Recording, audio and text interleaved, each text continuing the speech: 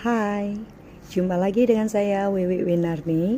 Di sini kita akan membahas materi IPS kelas 8 semester ganjil, yaitu mengenai kondisi geografis dan pelestarian sumber daya alam Indonesia. Adapun tujuan dari pembelajaran ini, yang pertama adalah mendeskripsikan keragaman alam Indonesia, menganalisis pemanfaatan sumber daya alam, merancang upaya meningkatkan kualitas sumber daya manusia di Indonesia, menganalisis peran lembaga sosial dalam pemanfaatan sumber daya alam dan sumber daya manusia, menghubungkan kondisi geografis dengan kegiatan ekonomi dan kedatangan Hindu-Buddha yang ada di Indonesia. Next, di sini kita membahas bagaimana proses geografis ini bisa mempengaruhi keragaman alam Indonesia. Indonesia memang terkenal dengan kekayaan alamnya yang luar biasa, mulai dari hutan hujan tropis, kemudian ada pantai pesisir berpasir putih yang indah, hingga pegunungan yang menjulang tinggi. Namun dengan adanya keanekaragaman alam ini tidak terjadi secara kebetulan begitu saja, melainkan dengan adanya beberapa proses geografis yang sangat kompleks, dan itu terjadi selama jutaan tahun yang lalu. Antara lain melalui beberapa proses. Yang pertama meliputi peristiwa tektonik, kemudian ada vulkanisme, sedimentasi, erosi, dan juga adanya faktor iklim.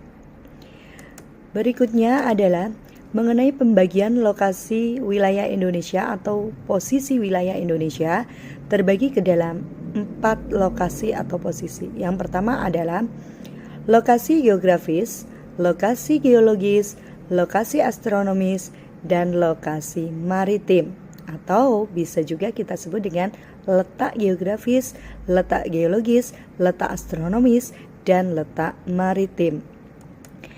Kemudian mengenai letak geografis sendiri, letak geografis adalah letak suatu wilayah atau negara berdasarkan pada kenyataan yang ada di muka bumi ini.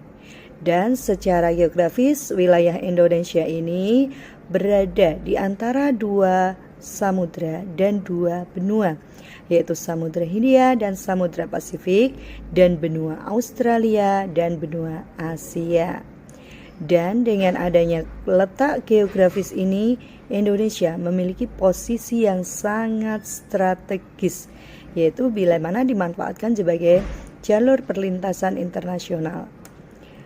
Berikutnya adalah letak geologis.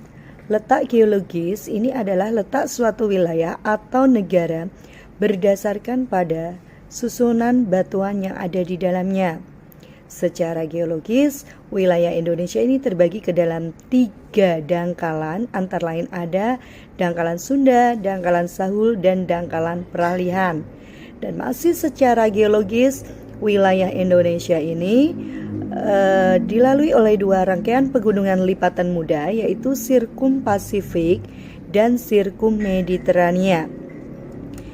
Berikutnya adalah letak astronomis. Letak astronomis adalah letak suatu wilayah atau negara berdasarkan pada garis lintang dan garis bujur.